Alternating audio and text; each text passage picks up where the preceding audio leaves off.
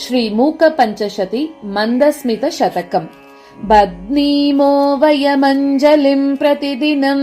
बन्धचिते देहिनाम् कन्दर्पागमतन्त्रमूलगुरवे कल्याणकेलीभुवे कामाक्ष्या घनसारपुञ्जरजसे कामद्रुहचक्षुषाम् मन्दारस्तबकप्रभामदमुषे मन्दस्मितज्योतिषे सध्रीचे नवमल्लिकासु मनसाम् नासाग्रमुक्तामणेः आचार्याय मृणालकाण्डमहसाम् नैसर्गिकाय द्विषे स्वर्धुन्यासह युत्वनेहि मरुचेः अर्धासनात्यासिने कामाक्ष्यास्मितमञ्जरीधवलिमा द्वैताय तस्मै नमः। कर्पूरद्युतिचातुरीमतितराम् अल्पीयसीम् कुर्वती दौर्भाग्योदयमेव संविदधति दौशाकरीणाम् त्विषाम् क्षुल्लानेव मनोज्ञमल्लिनिकरान् पुल्लानपि व्यञ्जति कामाक्ष्या मृदुलस्मिताम् शुलहरी कामप्रसूरस्तु मे। यापीनस्तनमण्डलोपरिलसत् कर्पूरलेपायते या नीलेक्षणरात्रिकान्तिततिषु ज्योत्स्ना प्ररोहायते या सौन्दर्यदुनीतरङ्गततिषु व्यालोलहंसायते कामाक्ष्या शिशिरीकरोतु हृदयम् सा मे स्मितप्राचुरी। येषाम् गच्छति पूर्वपक्षसरणिम् कौमुद्भतश्वेतिमा येषाम् सन्ततमारुरुक्षति तुला कक्ष्याम् शरश्चन्द्रमाः येषामिच्छति कम्बुरप्यसुलभाम् अन्ते वसत्प्रक्रियाम् कामाक्ष्या ममताम् हरन्तु ममते हासद्विषामङ्कुराः। आशासीमसु सन्ततम् विदधति नैशाकरीम् व्याक्रियाम् काशानामभिमानभङ्गकलना कौशल्यमाबिभ्रति ईशानेन विलोकिता सकुतुकम् कामाक्षि ते कल्मष क्लेशापायकरी च कास्तिलहरी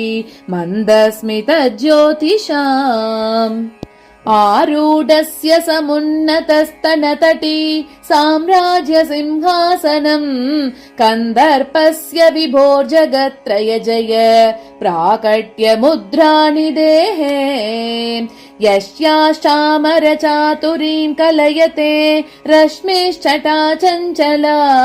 सा मन्दस्मितमञ्जरी भवतु नः कामाय कामाक्षि ते। शम्भोर्या परिरम्भ सम्भ्रमविधौ नैर्मल्यसीमानिधिः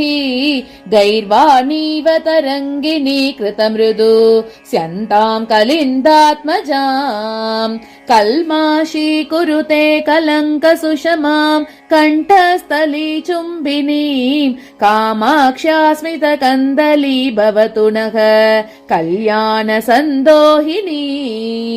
जेतुम् हारलतामिव स्तनतटीम् सञ्जग्मुषी सन्ततम् गन्तुम् निर्मलतामिव द्विगुणिताम् मग्ना कृपा स्रोतसी लब्धुम् विस्मयनीयतामिव हरम् रागाकुलम् कुर्वती मञ्जुस्ते स्मितमञ्जरी भवभयम् मत्नातु कामाक्षि मे। श्वेतापि प्रकटम् निशाकररुचाम् मालिन्यमातन्वती शीतापि स्मरपावकम् पशुपतेः सन्दुक्षयन्ति सदा स्वाभाव्याधदराश्रितापि नमताम् उच्चैर्दिशन्ति गतिम् कामाक्षी स्फुटमन्तरा स्फुरतु नः त्वन्मन्दहासप्रभा। वक्त्रश्री सरसी जले तरलित भ्रूवल्लिकल्लोलिते कालिम्ना ददति कटाक्षजनुषा माधुव्रतीं व्यापृतिम् निर्निद्रामलपुण्डरीककुहना पाण्डित्यमाबिभ्रति कामाक्ष्या स्मितचातुरी मम मनः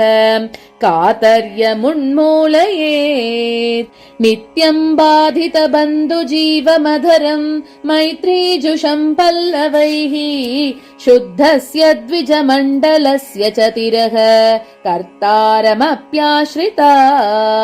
या वै मल्यवती सदैव नमतां चेतः पुनीतेतरां कामाक्ष्या हृदयं प्रसादयतु मे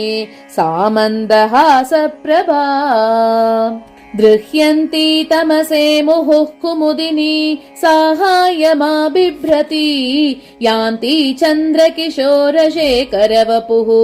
सौधाङ्गने प्रेङ्गणम् ज्ञानाम्भोनिधिवीचिकां सुमनसां कूलङ्कषां कुर्वती कामाक्ष्या स्मितकौमुदी हरतु मे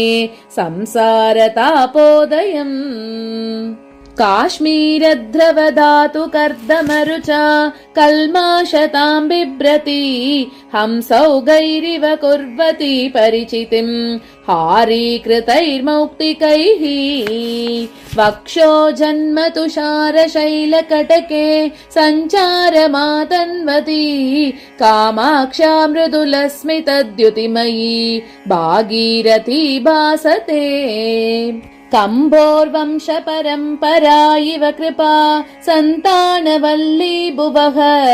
सम्पुल्लस्तबका इव प्रसृमरा मूर्ता प्रसादा इव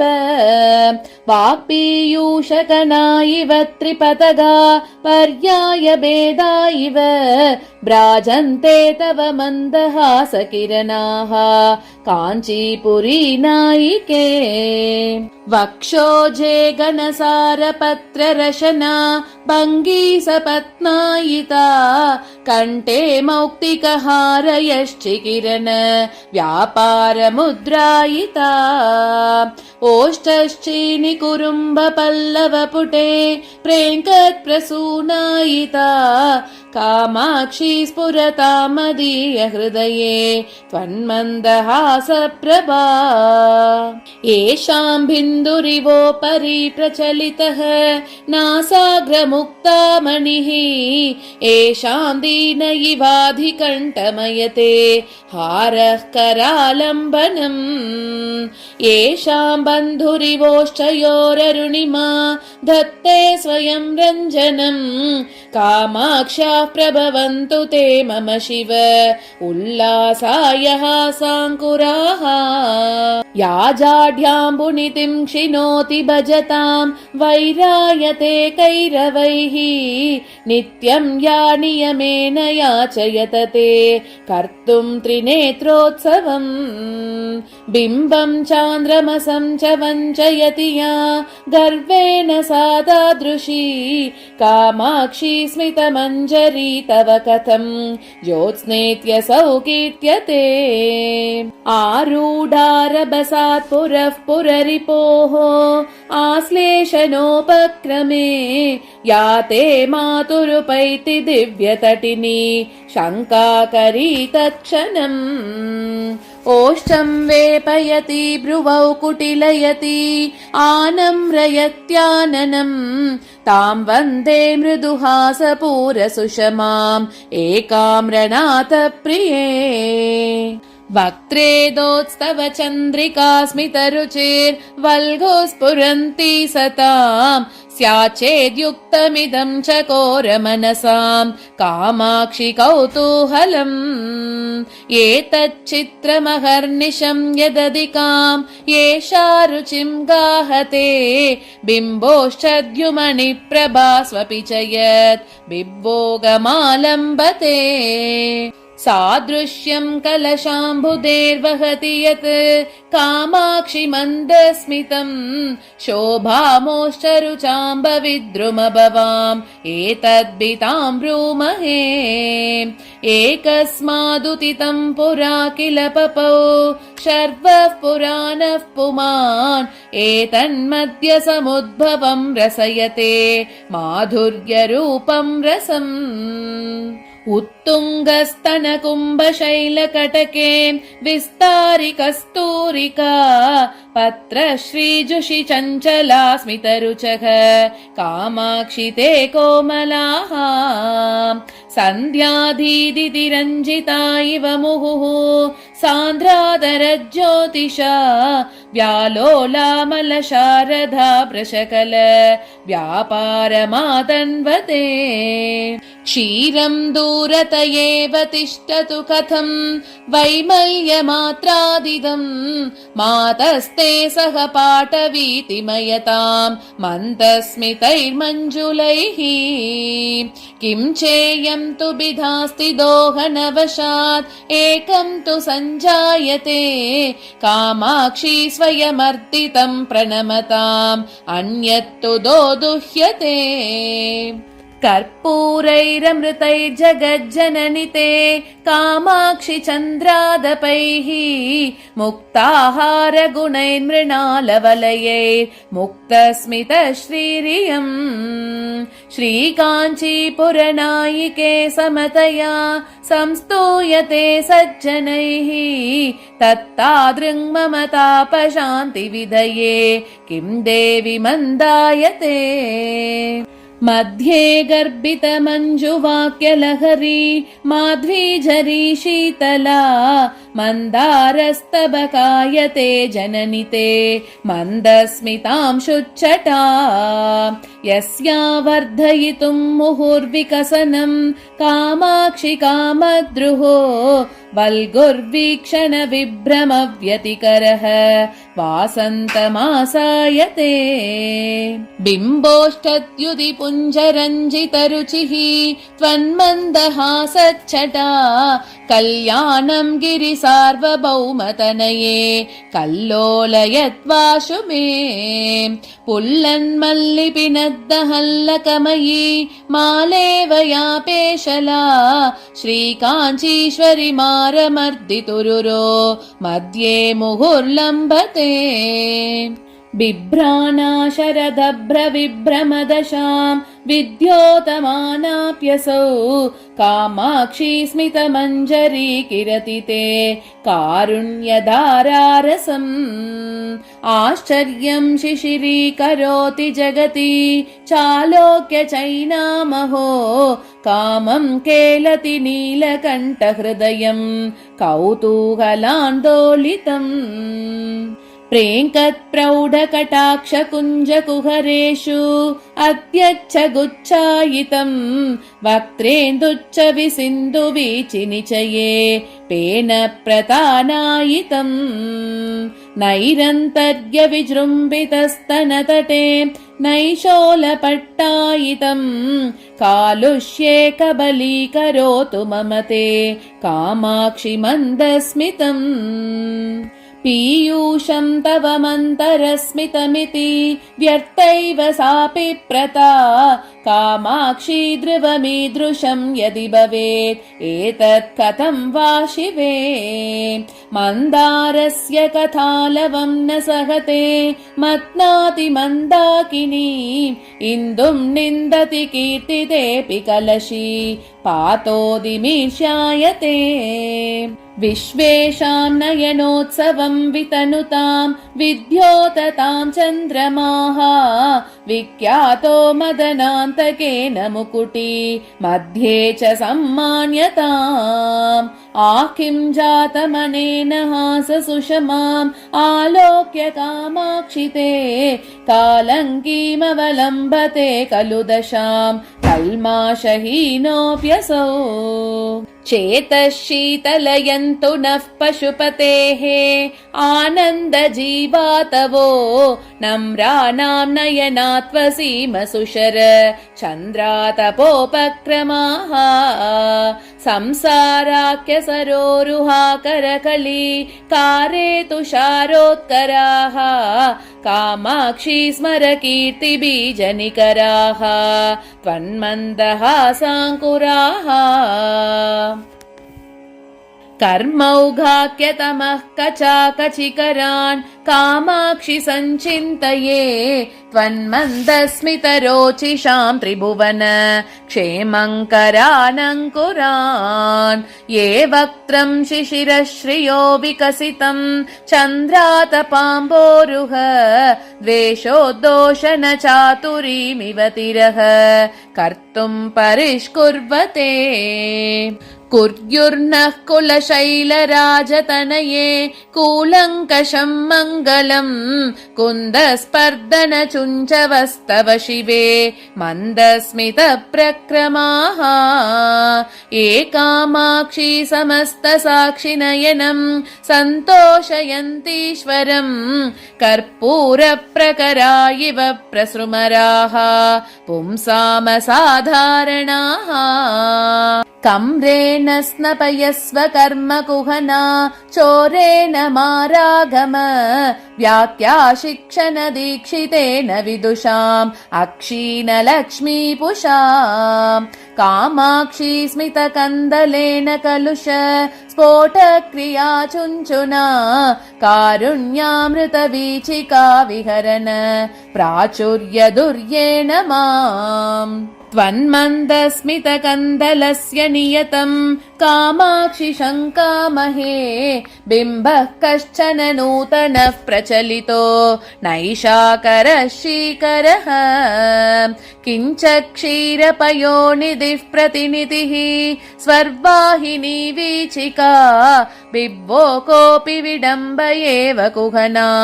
मल्लीमतल्लीरुचः दुष्कर्मार्कनिसर्ककर्कशमहः सम्पर्कतप्तं मिलत् पङ्कं शङ्करवल्लभे मम मनः काञ्चीपुरालङ्क्रिये अम्ब त्वन्मृदुलस्मितामृदरसे मङ्क्त्वा विधूय व्यताम् आनन्दोदय सौदशृङ्गपदवीम् आरोढुमाकाङ्क्षति नम्राणां नगराजशेखरसुते नाकालयानां पुरः कामाक्षी त्वरया विपत्प्रशमने कारुण्यधारा किरन् आगच्छन्तम् अनुग्रहं प्रकटयन् आनन्दबीजानिते नासीरे मृदुहास एव तनुते नाथे सुधाशीतलः कामाक्षी प्रतमान विभ्रमनिधिः कन्दर्पदर्पप्रसूः मुग्धस्ते मृदुहास एव गिरिजे मुष्णातु मे किल्बिषम् यं द्रष्टुं विहिते करग्रहवुमे शम्भुस्त्रपामीलितं स्वैरं कारयति स्म ताण्डव विनोद आनन्दिना तण्डुना क्षुण्णं केनचिदेव धीरमनसा कुत्रापि नानाजनैः कामग्रन्थि नियन्त्रितैरसुकमं कामाक्षि सामान्यतः मुग्धैर्द्रष्टुमशक्यमेव मनसा मूढस्य मे मौक्तिकं मार्गं दर्शयतु प्रदीप इव ते मन्दस्मितश्रीरियम् ज्योत्स्नाकान्तिभिरेव निर्मलतरं नैषाकरं मण्डलम् हंसैरेव शरद्विकाससमये व्याकोचमम्बोरुहम् स्वच्छैरेव विकस्वरैरुडुगणैः कामाक्षि बिम्बं दिवः पुण्यैरेव मृदुस्मितैस्तव मुखम् पुष्णाति शोभाबरम् मानग्रन्थि विधुन्तु नरबसात् आस्वाद्यमानेन व प्रेमाडम्बर पूर्णिमा हिमकरे कामाक्षि ते तत्क्षणम् आलोक्य स्मित चन्द्रिकाम् पुनरिमाम् मुन्मीलनम् जग्मुषीम् चेतशीलयते चकोरचरितम् चन्द्रार्धचूडामणेः कामाक्षी स्मितमञ्जरीम् तव भजे यस्यास्त्विषामङ्कुरान् आपीनस्तनपानलालसतया निःशङ्कमङ्केशयः ऊर्ध्वम् वीक्ष्य विकर्षति प्रसृमरान् उद्धामया शुण्डया सूनुस्तेऽभि सशङ्कया शुकुहनात् दन्तावलग्रामणीः गाढाश्लेष विमर्ध सम्भ्रमवशात् उद्धाम मुक्ता गुण प्रालम्बे कुचकुम्भयोर्विगलिते दक्षद्विषो वक्षसि यासक्येन पिनह्यति प्रचुरया बासा तदीयाम् दशाम् सा मे खेलतु कामकोटिहृदये सान्द्रस्मिताम् शुच्चडा मन्दारे तव मन्थरस्मितरुचाम् मात्सर्यमालोक्यते कामाक्षी स्मर शासने च नियतम् रागोदयो लक्ष्यते चान्द्रीषु द्युतिमञ्जरीषु च महान् द्वेषाङ्कुरो दृश्यते शुद्धानाम् कथमीदृशी गिरिसुते अशुद्धा दशा कथ्यताम् पीयूषम् खलु पीयते सुरजनैः दुग्धाम्बुधिर्मथ्यते माहेशैश्च जटाकलापनिगडैः मन्दाकिनी नह्यते शीतांशु परिभूयते च तमसा तस्मादनेतादृशी कामाक्षी स्मितमञ्जरी तव वचो वैदग्ध्यमुल्लङ्घते आशङ्के तव मन्दहासलहरीम् अन्यादृशीम् चन्द्रिकाम् एकाम् रेषकुटुम्बिनी प्रतिपदम् यस्याः प्रभासङ्गमे वक्षोजाम्बुरुहेन ते रचयतः काञ्चिद्दशाम् कौड्मलीम् आस्याम्बोरुहमम्ब किं च शनकैः आलम्बते फुल्लताम् आस्तीर्णाधर कान्ति पल्लवचये पातम् मुहुर्जग्मुषी मारद्रोहिणि कन्दलत्स्मरचर ज्वालावलिम् व्यञ्जति निन्दन्ति घनसारहारवलय ज्योत्स्नामृणालानि ते कामाक्षी स्मितचातुरी विरहिणी रीतिम् जगाहेतराम् सूर्यालोकविधौ विकासमधिकम् यान्ति हरन्ति तमः सन्दोहम् नमताम् निज स्मरणतः दोषाकरद्वेषिणी निर्यान्ति वदनारविन्दकुहरान् निर्धूतजाड्यान् नृणाम् श्रीकामाक्षी तव स्मितद्युतिमयी चित्रीयते चन्द्रिका कुण्ठीकुर्युरमी कुबोधघटनाम् अस्मन्मनोमातिनीम् श्रीकामाक्षी शिवङ्करास्तव शिवे श्रीमन्दहासाङ्कुराः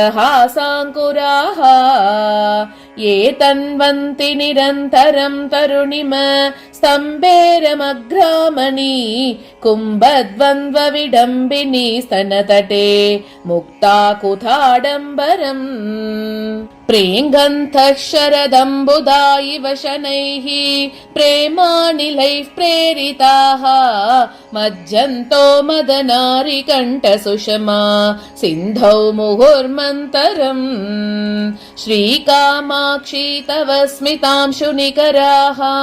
श्यामायमानश्रियः नीलाम्भोदर नैपुणीं ततयितः निर्निद्रयन्त्यञ्जसा व्यापारं चतुराननैकविहृतौ व्याकुर्वती कुर्वती रुद्राक्षग्रहणं महेशि सततं वागुर्मिकल्लोलिता उत्पुल्लं धवलारविन्दमदरी कृत्य स्फुरन्ति सदा श्रीकामाक्षी सरस्वती विजयते त्वन्मन्दहासप्रभा कर्पूरद्युतितस्करेण महसा कल्माशयत्याननम् श्रीकाञ्चीपुरनायिके पतिरिव श्रीमन्दहासोऽपि ते आलिङ्गत्यतिपीवरां स्तनतटीं बिम्बाधरं चुम्बति प्रौढं राघवरं व्यनक्ति मनसः धैर्यं दुनीतेतराम् वैषध्येन च विश्वतापहरण क्रीडापटीयस्तया पाण्डित्येन पचेलिमेन जगतां नेत्रोत्सवोत्पादने कामाक्षी स्मितकन्दलैस्तव तुलाम् आरोढुमुद्योगिनी ज्योत्स्नासौ जलराशिपोषणतया दूष्यां प्रपन्ना दशाम् लावण्याम्बुजिनी मृणालवलयैः शृङ्गारगन्धद्विप ग्रामण्यश्रुतिचामरैस्तरुणिम स्वाराज्यतेजोऽङ्कुरैः आनन्दामृतसिन्धुवीचिपृशतैः आस्याब्जहंसैस्तव श्रीकामाक्षि मतानमन्दहसितैः मत्कं मनः कल्मषम् उत्तुङ्गस्तनमण्डली परिचलन् माणिक्यहारच्छटा चञ्चच्चोनिमपुञ्जमध्य सरणीं मातः परिष्कुर्वती या वैदग्ध्यमुपैति शङ्करजटा कान्तारवाटीपतत् सर्वापि पयसस्मितद्युतिरसौ कामाक्षि ते मञ्जुला सन्नामैकजुषा जनेन सुलभं संसूचयन्ती शनैः उत्तुङ्गस्य चिरादनुग्रहतरोः उत्पत्स्यमानं फलम् प्रातं येन विकस्वरा कुसुमवत् प्रागल्प्यमभ्येयुषी कामाक्षी स्मितचातुरी तव मम क्षेमङ्करी कल्पताम् धानुष्काग्रसरस्य लोलकुटिल भ्रूलेखया बिभ्रतः लीलालोकशिलीमुखं नववयः साम्राज्यलक्ष्मीपुषः जेतुं मन्मथमर्दिनं जननि ते कामाक्षि हासस्वयं वल्गुर्विभ्रमभूभृतो वितनुते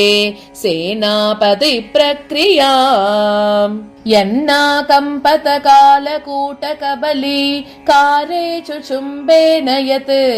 ग्लान्या चक्षुषिरूषितानलशिके रुद्रस्य तत्तादृशम् चेतो यत्प्रसभं स्मरज्वरशिकी ज्वालेन लेलिह्यते तत्कामाक्षी तव स्मितांशुकनिका हेलाभवं प्राभवम् सम्भिन्नेव सुपर्वलोकतटिनी वीची च यद्यामुनैः सम्मिश्रेव शशाङ्कदीप्तिलहरी नीलैर्महानीरदैः कामाक्षी स्फुरिता तव स्मितरुचिः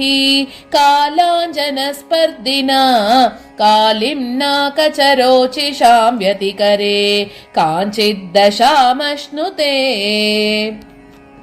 जानीमो जगदीश्वर प्रणयिनी त्वन्मन्दहासप्रभां श्रीकामाक्षि सरोजिनीमभिनवाम् एषा यतः सर्वदा आस्येन्दोरवलोकने पशुपतेः अभ्येति सम्पुल्लतां तन्द्रालुस्तदभावयेव तनुते तद्वै परित्यक्रमम् यान्ति लोहितमानमभ्रतटिनी धातुच्छटाकर्दमैः भान्ति बालगबस्तिमालिकिरणैः मेघावली शारदी बिम्बोष्टद्युदिपुञ्जचुम्बनकला शोनायमानेन ते कामाक्षी स्मितरोचिषा समदशाम् आरोढुमाकाङ्क्षते श्रीकामाक्षि मुखेन्दुभूषणमिदं मन्दस्मितं तावकं नेत्रानन्दकरं तथा हिमकरः गच्छेद्यथा दिग्मताम् शीतं देवि तथा यथा हिमजलं सन्तापमुद्रास्पदं श्वेतं किञ्च तथा यथा मलिनतां धत्ते च मुक्तामणिः त्वन्मन्दस्मितमञ्जरीं प्रसृमरां कामाक्षि चन्द्रातपं सन्तः सन्ततमामनन्त्यमलता तल्लक्षणं लक्ष्यते अस्माकं न धुनोति तापमधिकं धुनोति नाप्यान्तरं ध्वान्तं तत्खलु दुःखिनो वयमितं केनेति नो विद्महे नम्रस्य प्रणय प्ररोह कलह छेदाय पादाब्जयोः मन्दं चन्द्रकिशोरशेखरमणेः कामाक्षि रागेण ते बन्धूकप्रसवश्रियं जितवतः बंहीयसीं तादृशीं बिम्बोष्टस्य रुचिं निरस्य हसित ज्योत्स्नावयस्यायते मुक्तानां परिमोचनं विदततः तत्प्रीतिनिष्पादिनी भूयो दूरत एव दूतमरुतः तत्पालनं तन्वती उद्भूतस्य जलान्तरादविरतं तद्धूरतां जग्मुषी कामाक्षी स्मितमञ्जरी तव कथं कम्बोस्तुलामश्नुते श्रीकामाक्षि तव स्मितद्युतिजरी वैदग्ध्यलीलायितं पश्यन्तोऽपि निरन्तरं सुविमलं मान्या जगन्मण्डले लोकं हासयितुं किमर्थमनिशं प्राकाश्यमातन्वते मन्दाक्षं विरहय्य मङ्गलतरं मन्दारचन्द्रादयः क्षीराब्धेरपि शैलराजतनये त्वन्मन्दहासस्य च श्रीकामाक्षि बलक्षिमोदयनि देहे किञ्चिद्बिदां ब्रूमहे एकस्मै पुरुषाय देवि सददौ लक्ष्मीं कदाचित् पुरा सर्वेभ्योऽपि ददाद्यसौ तु सततं लक्ष्मीं च वागीश्वरीं श्रीकाञ्चीपुररत्नदीपकलिके तान्येव मेनात्मजे चाकोराणि कुलानि देवि सुतरां धन्यानि मन्यामहे कम्पातीरकुटुम्बचङ्क्रमकला चुञ्चूणि चञ्चूपटैः नित्यं यानि तव स्मितेन्दुमहसाम् आस्वादमातन्वते शैत्यप्रक्रममाश्रितोऽपि नमतां जाढ्यप्रथां दूनयन् नैर्मल्यं परमं गतोऽपि गिरिशं रागाकुलं चारयन् लीलालापपुरःसरोऽपि सततं वाचं यमान् प्रीणयन् कामाक्षी स्मितरोचिषां तव समुल्लासः कथं वर्ण्यते श्रोणी चञ्चलमेखलामुखरितं लीलागतं मन्थरं भ्रूवल्लीचलनं कटाक्षवलनं मन्दाक्षवीक्षाचनं यद्वैदग्ध्यमुखेन मन्मथरिपुं सम्मोहयन्त्यञ्जसा श्रीकामाक्षी तव स्मिताय सततं तस्मै नमस्कुर्महे श्रीकामाक्षि मनोज्ञमन्दहसित ज्योतिष्प्ररोहे तव स्फीतश्वेतिम सार्वभौमसरणी प्रागल्भ्यमप्येयुषी चन्द्रोऽयं युवराजतां कलयते चेटीधुरं चन्द्रिका शुद्धा सा च सुधाजरी सहचरी साधर्म्यमालम्बते ज्योत्स्ना किं तनुते फलं तनुमताम् औष्ण्यप्रशान्तिं विना त्वन्मन्दस्मितरोचिषा तनुमताम् कामाक्षि रोचिष्णुना सन्तापोऽपि निवार्यते निजवचः प्राचुर्यमङ्गूर्यते सौन्दर्यं परिपूर्यते जगति सा कीर्तिश्च सञ्चार्यते वैमल्यं कुमुदश्रियां हिमरुचः कान्त्यैव सन्धुक्ष्यते ज्योत्स्नारोचिरपि प्रदोषसमयं प्राप्यैव सम्पद्यते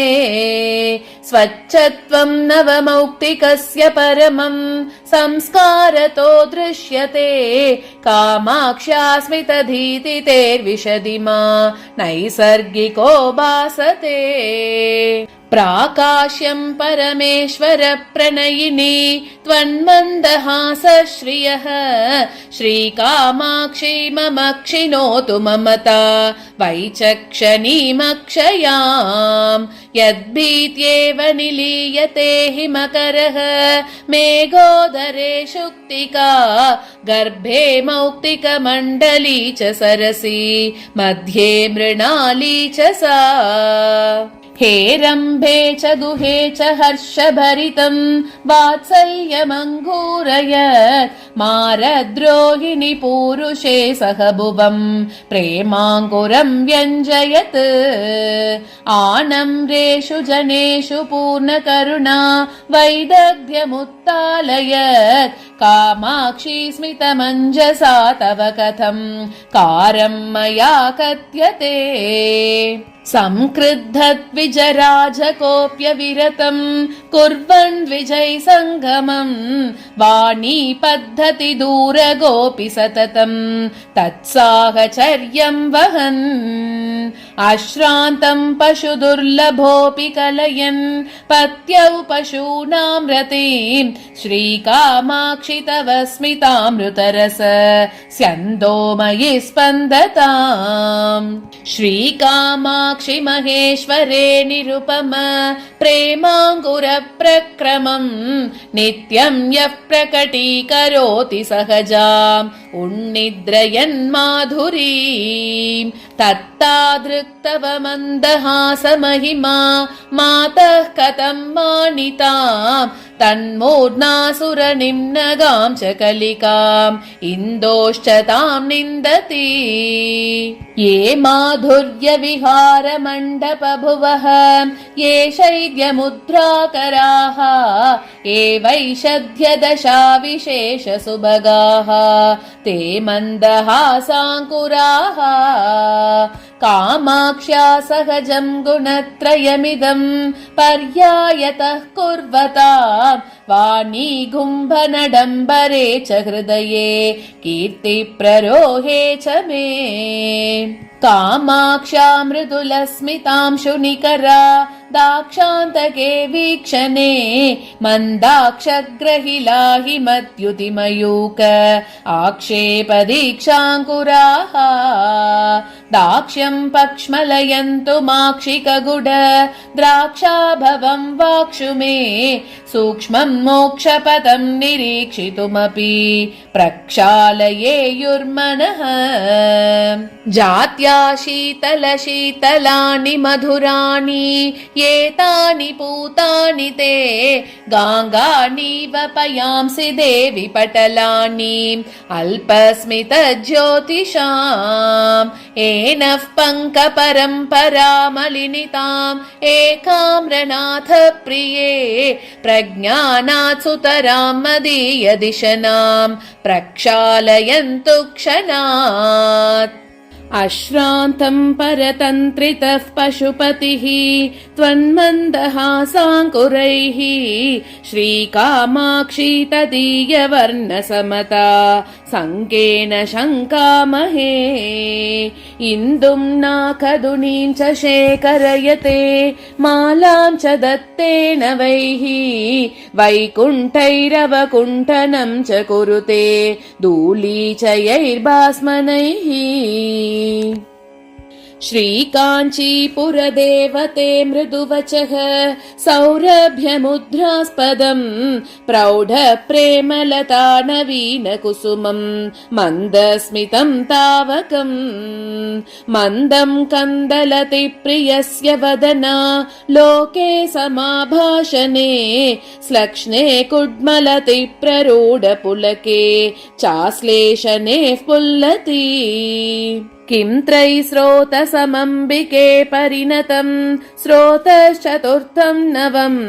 पीयूषस्य समस्ततापहरणम् किं वा द्वितीयम् वपुः किं स्वित्वन्निकटम् गिरो मधुरिम अभ्यासाय गव्यम् पयः श्रीकाञ्चीपुरनायक प्रियतमे